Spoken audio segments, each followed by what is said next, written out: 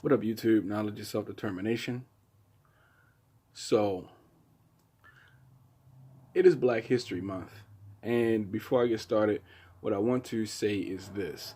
The true meaning behind what Carter G. Woodson had created with Black History Week, which later became Black History Month.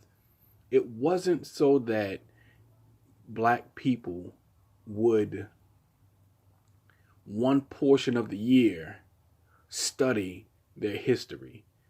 Black History Week, ultimately Black History Month, was meant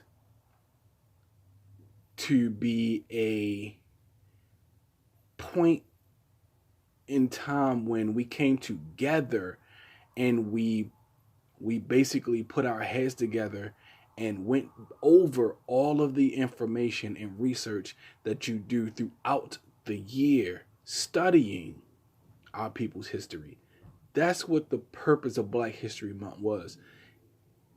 You're supposed to study your history 365 days out of the year, or at least 12 months out of the year. And then on this 1 month of the year, we come together and we culminate all of that information and teach each other what we've learned. We pull all of our information and our knowledge together, and then we teach each other what we've learned about our history in that one time of the year. We come together and teach each other what we've learned throughout the rest of the year. That is what Black History Month is supposed to mean. This book in front of me, the Schomburg Center for Research in Black Culture, do not let the last name fool you, as I have done. Arthur Schomburg was a Puerto Rican man, an Afro-Puerto Rican, if you've seen any pictures of him. He's a dark-skinned Puerto Rican.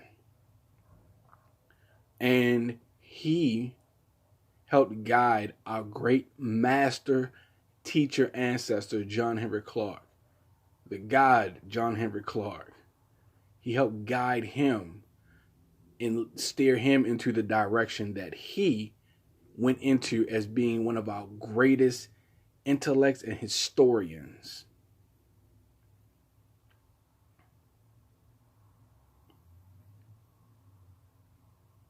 And what I just learned from Dr. John Henrik Clarke, all these decades after his passing, I'm still learning from him.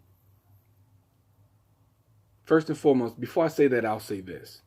If you want to know what the true history of the world is, the true history of the Americas, the true history of the world, you can only learn that from an African. You can only learn that from a black person, because it is not in anyone else's best interest to teach the true history of the world. It is not in their best interest. It is not in the best interest of white supremacy to teach you the true history of the world. And why do I say that? Because as Dr. John Henrik Clarke said,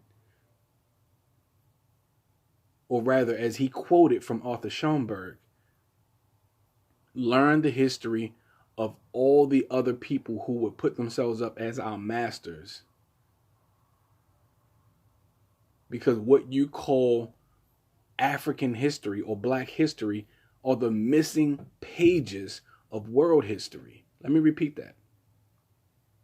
It is good to learn the history of the Greeks, the Romans, the Asians, Europeans. You should learn those histories, because within the missing pages of all that history is African history.